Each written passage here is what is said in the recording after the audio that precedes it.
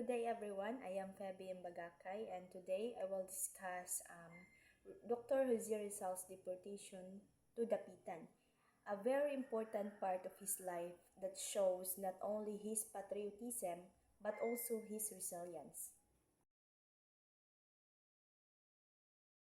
Start. On July 7, 1892, Dr. Jose Rizal was deported to Dapitan, a remote town in Zamboanga del Norte, Mindanao. Spanish authorities considered him a threat to the rule. They were alarmed to his works. So the question is, why is the authorities were alarmed by the works of Jose Rizal? Spanish governments and friars felt threatened because Rizal's writings exposed the truth about the rule in the Philippines. In his famous novels, No Limitang Rian and Filibusterismo, he revealed the corruption, greed, and abuses of the friars and officials.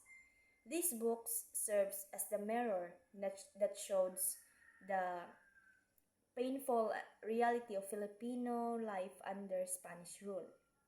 Rizal's works awakened the spirit of nationalism among Filipinos. They encourage our people to open their eyes, realize their dignity, and fight for their rights. For the authorities, this was very dangerous because it destroyed their image and weakened their control over the country. The point was the formation of La Liga Filipina.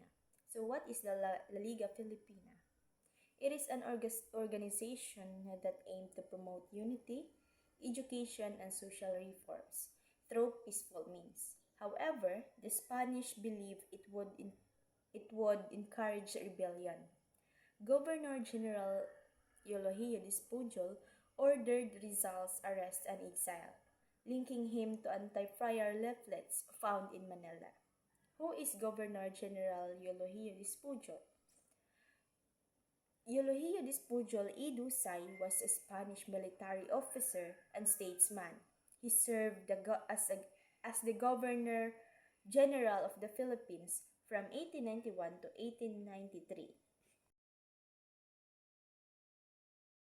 Now, let us talk about his life in exile. Although Rizal was forced to live far from the Manila, he turned his deportation into an opportunity to serve others. First, as a doctor, Rizal was a skilled ophthalmologist. In Dapitan, he treated many patients, including poor locals who could not afford medical care. He performed successful eye surgeries and became known as a compassionate physician. Second, as a teacher, Rizal opened a small school where he taught around 20 young boys. His lessons included reading, writing, mathematics, and Spanish and the arts. But more than academics, he taught discipline, values, and practical skills like farming and craftsmanship. He wanted to shape his students into well-rounded individuals. Third, as a scientist, Rizal continued his scientific studies in Dapitan. He collected plant specimens, shells, and animals, some of which were sent to European scientists. His observations contributed to the field of biology and natural science. Fourth, as a community builder, Rizal used his knowledge to improve the lives of the people of in Dapitan. He helped construct a water system to provide a clean drinking water. Now, lastly, in his personal life, in Dapitan, Rizal lived simply. During this time, he met Josephine Bracken, who became his companion. She supported him in his work. What was the impact of his deportation? Even though the Spanish intended to silence him, Rizal's exile only highlighted the greatness. Dapitan became a place of progress and learning because of him.